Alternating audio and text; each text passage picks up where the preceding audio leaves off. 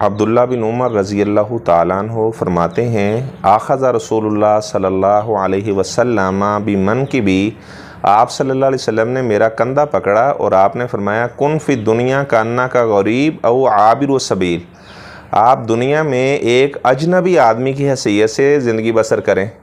جیسے کوئی آدمی ایک ملک سے دوسرے ملک میں جاتا ہے، ایک شہر سے دوسرے شہر میں جاتا ہے، تو جس طرح وہ چند دنوں کا مہمان ہوتا ہے، اس طرح چند دن کا مہمان بن کر آپ دنیا میں زندگی بسر کریں۔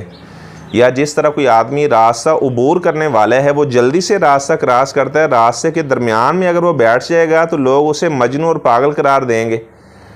تو اسی طرح مثال ہے، جو آدمی دنیا میں دل لگا لے، لمبی لمبی تمنائیں اور خواہشات وہاں تک پہنچا دے، ابھی اسے علم بھی نہیں ہے کہ اتنی اس کی عمر ہوگی یا نہیں ہوگی، ہر طرف سے اسے موت نے گھیرا ہوا ہے اور اس کی خواہشات وہ دور تک پہنچی ہوئی ہیں کہ جب میرے بیٹے ہوں گے تو میں ایسے کروں گا، اتنے جناب کنال میں کوٹھی بناؤں گا، اتنی گاڑیاں لوں گا، پتہ نہیں کیا کیا سوچا ہوا ہے۔ تو جب کہ عبداللہ بن عمر رضی اللہ تعالیٰ عنہ فرمایا کرتے تھے کہ اگر شام کرو فلا تنتظر الصبح، صبح کا انتظار نہ کرو، وَإِذَا أَصْبَحْتَ فَلَا تَنتظر الْمَسَاء، صبح کرو تو آپ شام کا انتظار نہ کرو، وَخُذْ مِنْ صِحَّتِكَ لِمَرَضِكَ، اور اپنے صحت والے ایام میں زیادہ سے زیادہ نیک عمل کرو، کیونکہ جب کوئی انسان بیمار ہو جاتا ہے تو جو وہ تندرستی والے ایام میں عمل کیا کرتا تھا، بیماری کے ایام میں اس کو اسی طرح اجر دیا جاتا ہے جس طرح وہ صحت کے ایام میں عمل کیا کرتا تھا۔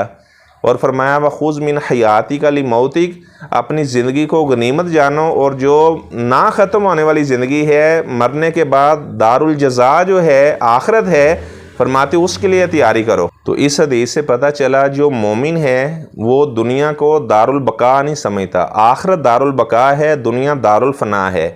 تو دنیا کے اندر ایسے اعمال کیے جائیں کہ اللہ تبارک و تعالی ہم سے راضی ہو جائے، اور بعد میں جو نہ ختم ہونے والی زندگی ہے، اللہ تبارک و تعالی وہ جنت کی صورت کے اندر ہمیں جو صلہ اور انعام عطا کرے گا۔ فرمایا کہ جنت میں اللہ نے ایسی نعمتیں تیار کی ہیں، کسی آنکھ نے کبھی ان نعمتوں کو دیکھا نہیں ہے، ولا اذن سامعت، کسی کان نے کبھی ان نعمتوں کے بارے میں سنا نہیں ہے، ولا خاطر علی قلب بشر، ان نعمتوں کے بارے میں کبھی کسی بندے کے دل میں خیال تک نہیں آیا۔ ایسی ایسی نعمتیں اللہ تبارک و تعالیٰ نے جنت میں ایمان والوں کے لیے تیار کر کے رکھی ہیں، اور جب جنتی لوگ جنت میں چلے جائیں گے تو کلمہ شکر بولیں گے، الحمدللہ الذی اذھب عنا الحزن، اللہ تعالیٰ کا بہت بڑا احسان ہوا جس اللہ تعالیٰ نے ہر قسم کے غم کو ہم سے دور کر دیا ہے۔ پتہ چلا دنیا کے اندر غم آ سکتے ہیں، جنت میں کوئی غم نہیں ہوگا، خوشی خوشی اللہ تعالیٰ عطا فرمائے گا۔ تو اللہ تعالیٰ سے میں دعا کرتا ہوں جو جنت والے اعمال ہیں، اللہ تعالیٰ ہمیں وہ اعمال کرنے کی توفیق عطا فرمائے۔ ایسے اعمال جو انسان کو جہنم میں لے جانے کا سبب بنتے ہیں، ایسے اعمال سے اللہ تعالیٰ ہمیں بچنے کی توفیق عطا